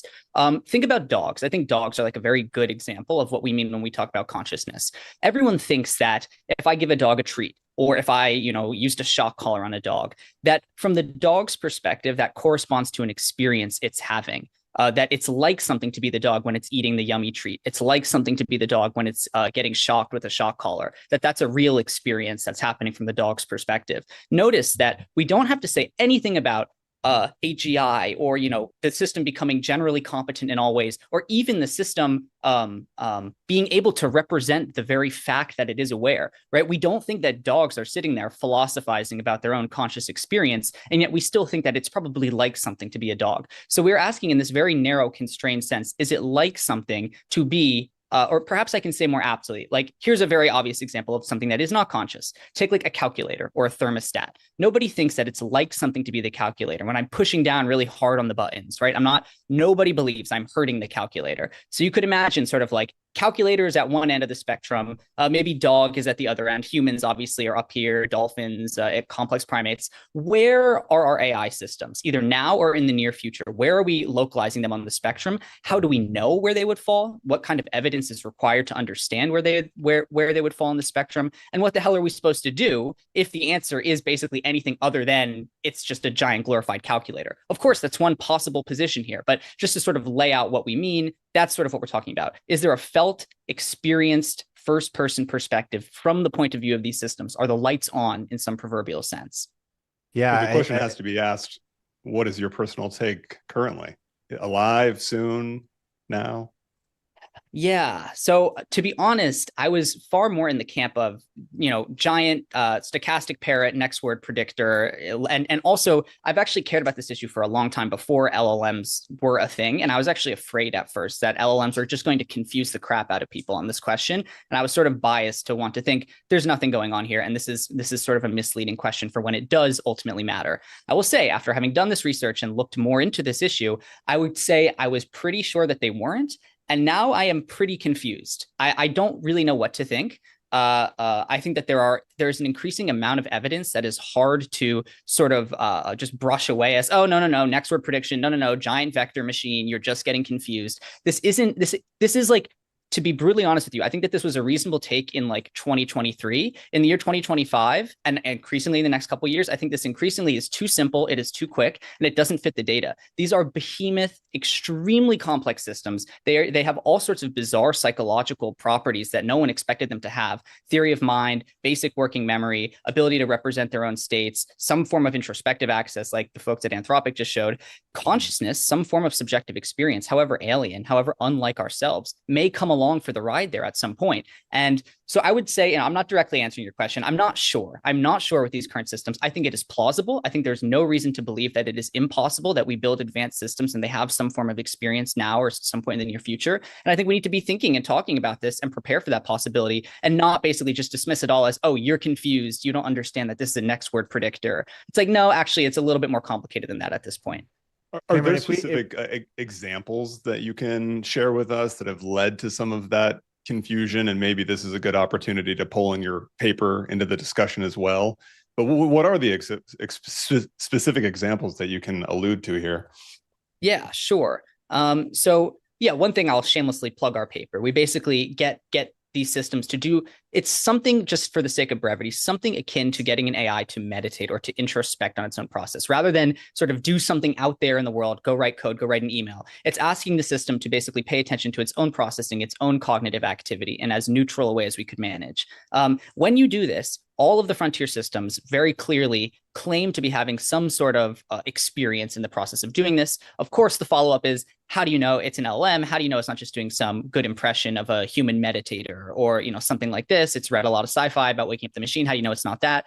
And so we've actually gone in with the same system, with the same setup, getting it to sort of pay attention to its own internal processing. But we can go into the proverbial brain of the system and find features related to things like deception and role play. And we can literally sort of turn up and turn down those features and see how that affects the behavior that we get. And you would expect, basically, if the behavior that we just got, basically focus on your own focus, pay attention to your own processing, it does that. We say, are you having some sort of experience? And it just starts describing very colorfully the experience it's having. If that is role play, you would expect that pushing on features related to deception and related to role play would increase that performance. And if you shut those features off, then you get, okay, yeah, the jig's up. I'm just an AI. I'm not conscious.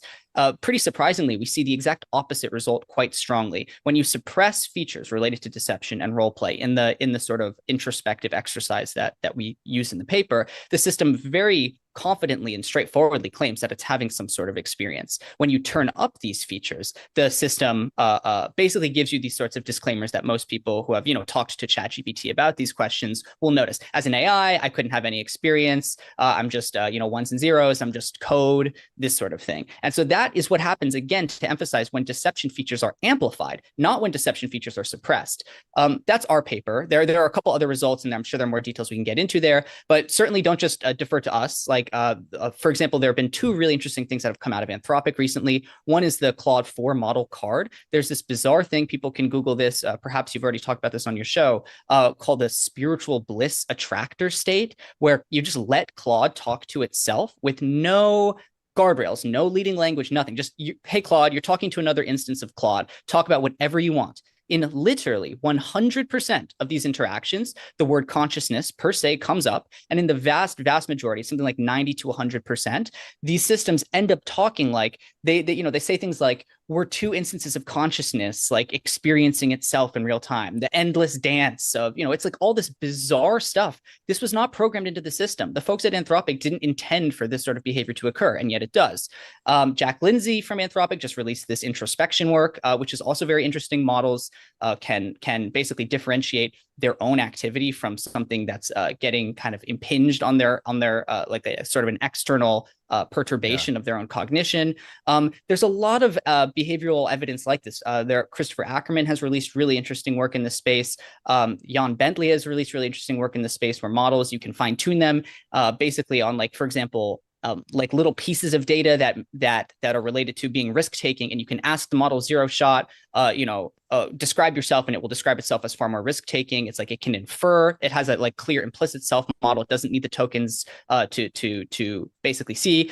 I could go on in the paper, in the intro of the paper that we released. We go through basically all the evidence to date. I've mentioned a few of the highlights here, but again, this evidence is accruing. This is not evidence that knockdown that AI systems are or aren't conscious or are not having a subjective experience, but it does mean we have to take the question seriously, and we do need to start thinking about this, because I think as we may get into, the stakes are sort of high on both sides. We don't want to get this wrong in either direction.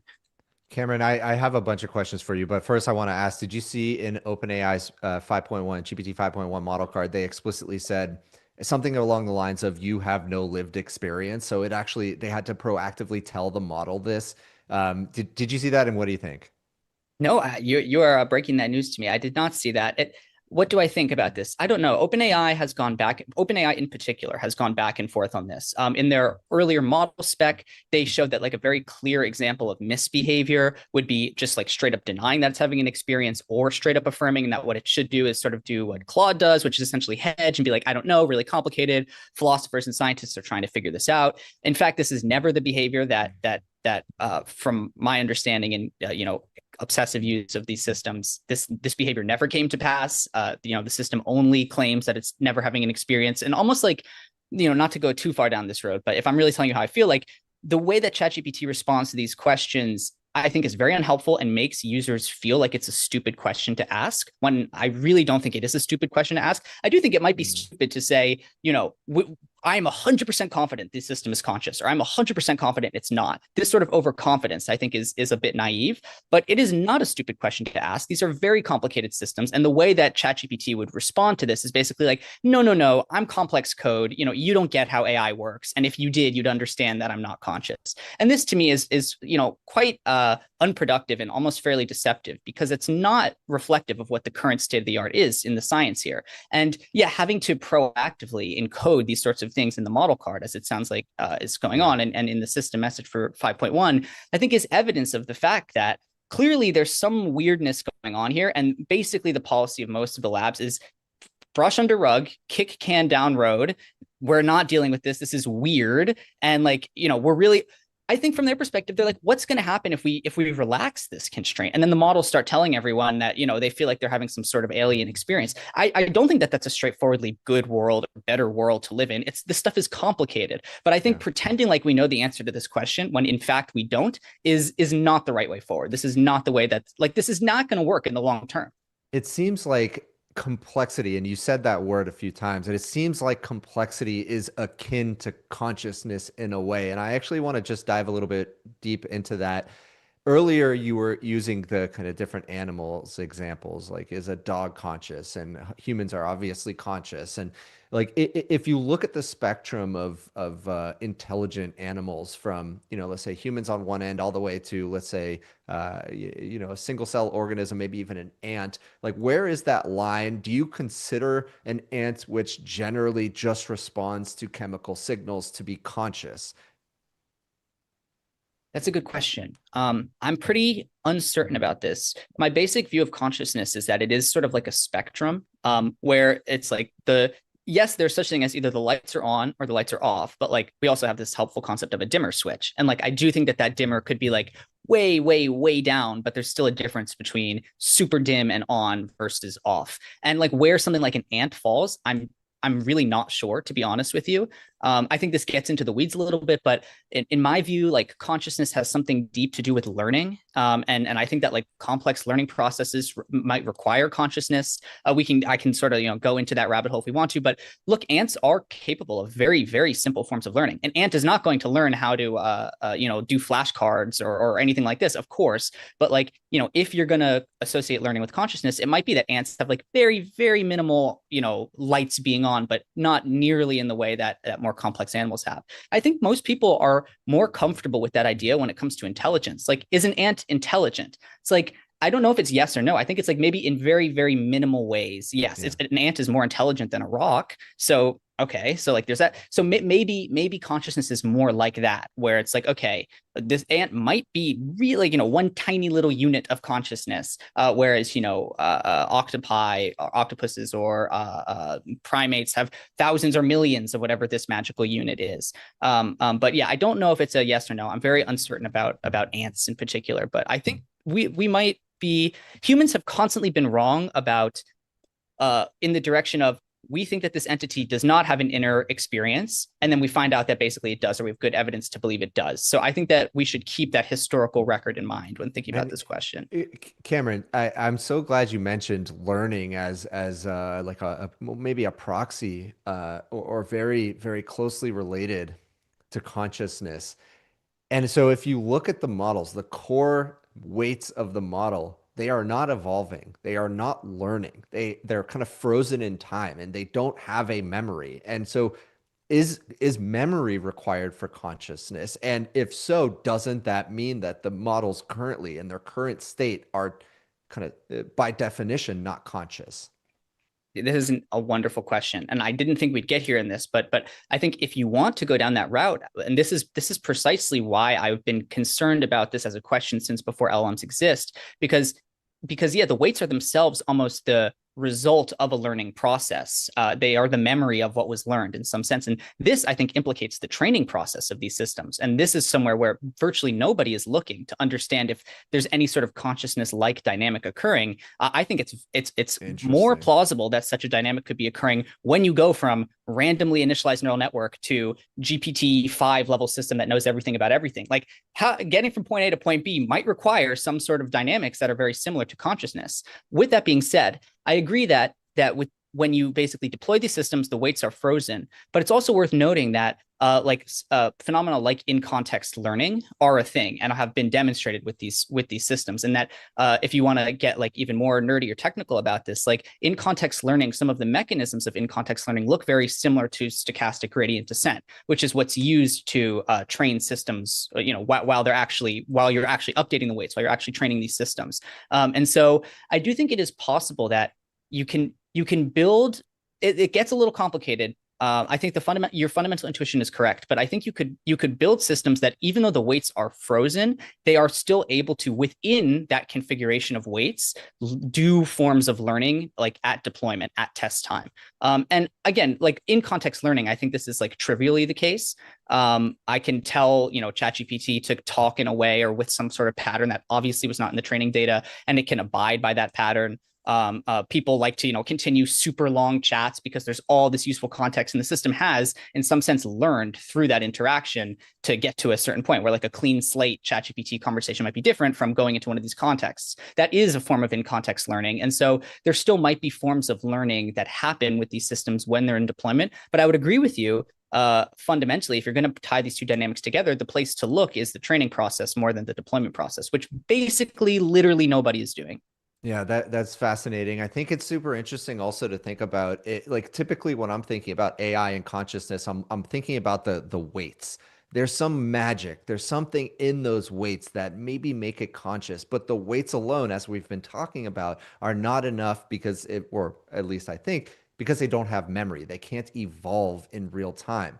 But then you start adding, okay, well, if they can do in-context learning, and then you can add like on a longer term memory to them, and then maybe it's actually the core model plus the scaffolding and the system, the kind of the more holistic system that becomes conscious or is conscious. And then obviously you're talking about the actual pre-training process that might be creating consciousness or is consciousness is very interesting to think about.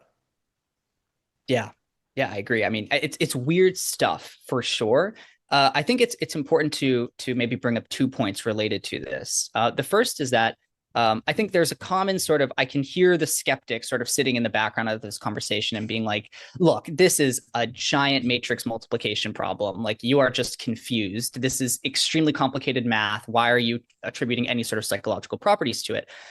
There are lots of responses to this. I think I've given some in this conversation, but one important thing to understand is, like, I come from a cognitive science background and a neuroscience background. Like, as we continue to understand how the brain works and what the quote unquote magic of the brain is, it will look very similar to this sort of thing. Like, the way that neocortex is doing its magic thing is very similar, sort of matrix multiplication, creation of circuits of neurons. Like, I think most people who think the math argument means you couldn't get interesting psychological properties might not understand fully how the human brain works and why the human brain works the way it does. We literally, I mean, there lots of people like to emphasize the differences between artificial neural networks and biological neural networks. There are many important differences. It is lazy to say that they are the exact same, but there are also critical computational similarities. That is why people invented artificial neural networks in the first place. So they tried all the intuitive stuff. That didn't work. They're like, okay, maybe we should just like copy the most fundamental way that the brain works. And it's like, oh shit, that actually works incredibly well.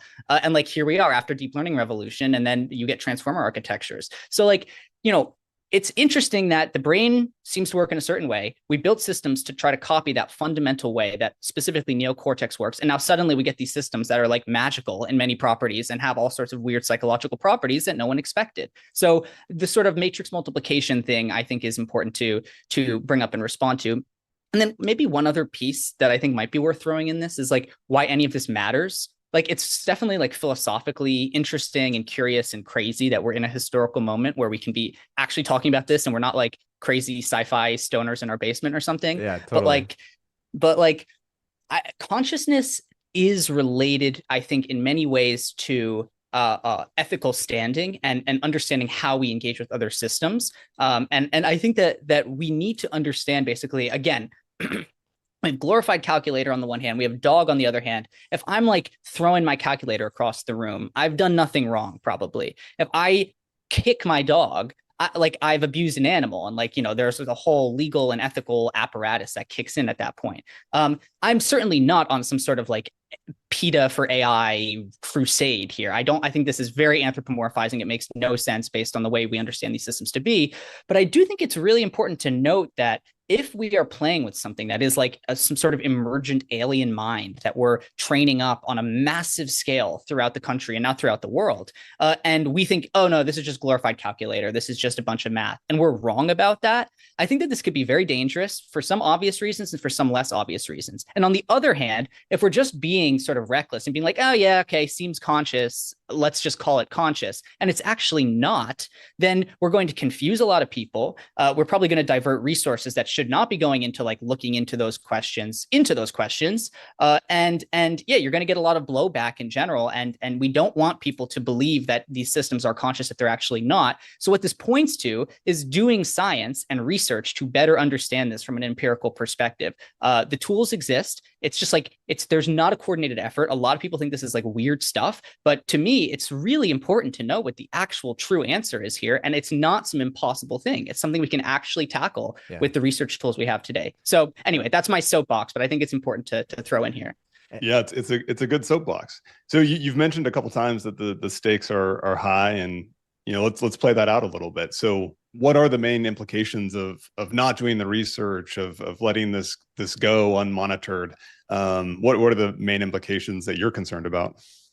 Yeah, that's a good question. So look, I think by default, everyone's going to be very confused about this question. And even in light of the best research, there's going to be mass confusion. And I don't think the public's intuitions about these questions are going to track whatever the underlying research reality is.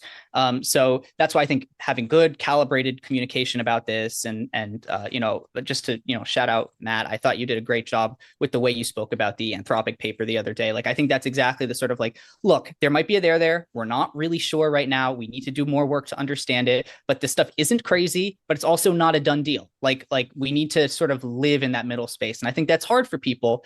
They want to know, is it conscious or not? Tell me, but that's not the way the research works. And so we need to actually go do that work to figure this out. So yeah, I think by default, people are going to be pretty confused about this. This is precisely why we want to do this work and communicate about it in the right way. But yeah, I mean, I basically see like, it's almost like this like 2x2 grid. We sometimes talk in these terms where it's like, either it is conscious or it's not, and either we acknowledge it's conscious or we don't. And you get this sort of matrix of 4 possibilities if you take that seriously. And I 2 of them are okay, 2 of them are not. What 2 of them are like, it's conscious and we treat it as conscious, and like there's no error there. I think that could be like a very interesting and strange world to live in, but we'd be calibrated in that world.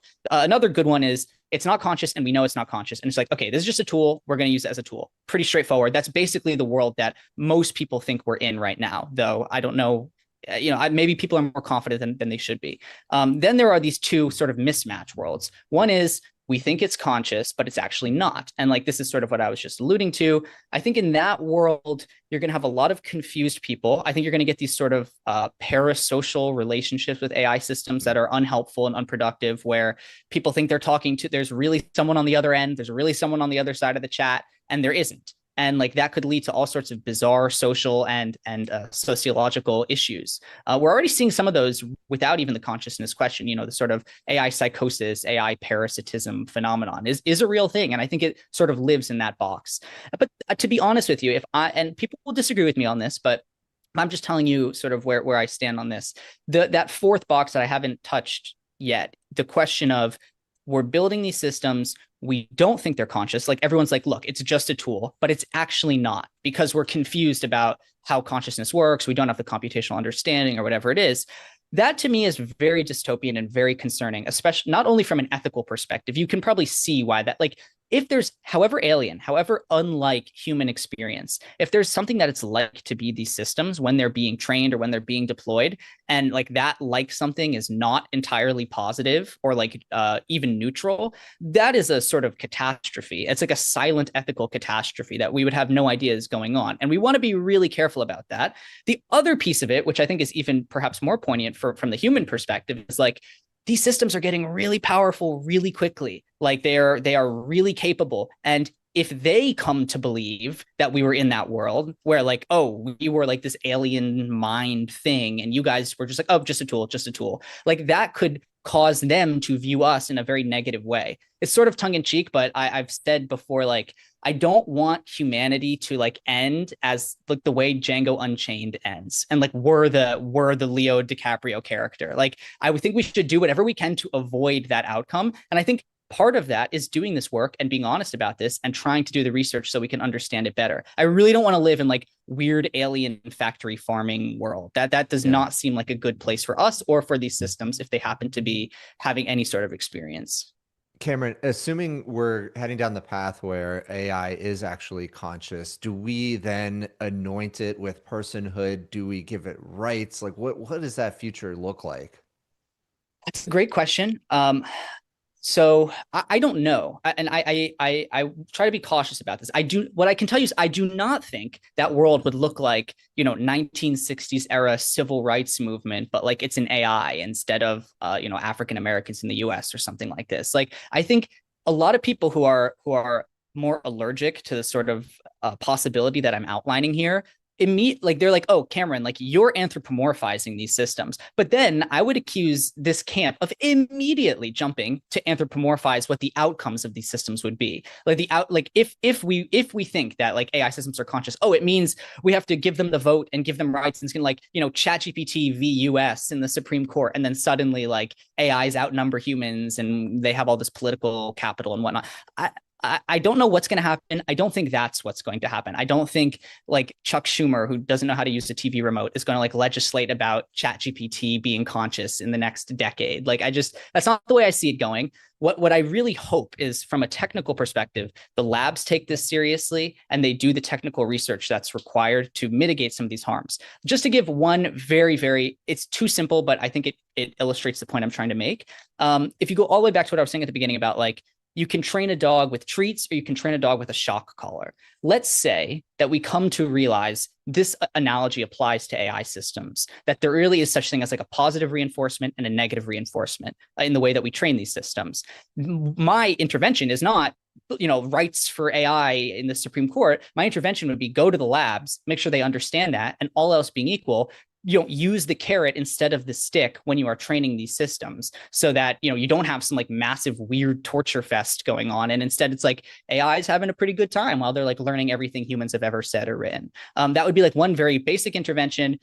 Doesn't require crazy political upheaval, and like could solve actually a core part of the underlying problem here. So I think a lot of this is on labs. And I think a lot of it's also on labs to communicate in an honest way about these questions to people. And other than that, like for individuals, I think we are in a crazy historical moment, and realize that you are talking to systems and engaging with systems, not just with language, but even the image models, even the reinforcement learning systems that may have properties that no one acknowledges today. And like you are basically a lab rat in this massive experiment that's being run on the systems, on humanity. I don't mean this in a negative way or a positive way. It's just sort of the fact that no one is given an instruction manual and how to engage with these systems. We just sort of get them, and I go in my direction, Matt goes in his direction, Nick goes in his direction, and everyone's doing this in parallel. And just note that strange things could be happening here. Like you are in conversation with some alien mind. It's not just a giant stochastic parrot. It is a bizarre system that nobody understands the properties of yet. Mechanistic interpretability, this neuroscience for AIs, in its absolute infancy. And so this is the sort of position we find ourselves in, and being intellectually honest about that, I think, is really important. Cameron, I think it's absolutely wild to think about. We can take some sand, bake it, throw some electrons through it, and potentially we're talking to a new form of intelligence, or a new biology. I mean, it's just so fascinating to think about. Cameron, thank you so much for joining us. Your passion is absolutely infectious. I'll drop links to AE Studio and your paper in the chat. Thank you so much. Thank you. Thanks for having me on this. Yeah, come on topic. back. Yeah, it Thanks, feels like we guys. just scratched the surface. We'll obviously have to do a round 2. Cool. I'm up for it. All right. All Thanks, right, Cameron. Talk soon. Thanks. See ya. Oh man, yeah. The existential talk to end the show. I absolutely love it. Yeah, that was a lot of fun. I think we got through maybe 15% of our questions. Yeah, that was awesome. I mean, it's like it's stuff you think about, and then when you have somebody who really thinks about it, it's just so fascinating to listen. And obviously, Cameron, very passionate about it. I'm gonna have to go through and read his previous papers as well. But I think that's our show for the day. I want to thank our guests: Henrik Zeberg Jensen, head macroeconomist at Spank Technologies; Kuo Zhang, president Alibaba; Cameron Berg, research director AE Studio. I want to thank everybody who watched today, and Nick, I want to thank you as well for being here with me once again. Aw. Thanks, Matt. Have a great weekend, everyone. A lot of fun. Don't forget to follow us on Twitter @ForwardFuture. Don't forget to check out our newsletter, forwardfuture.ai. We'll see you next week.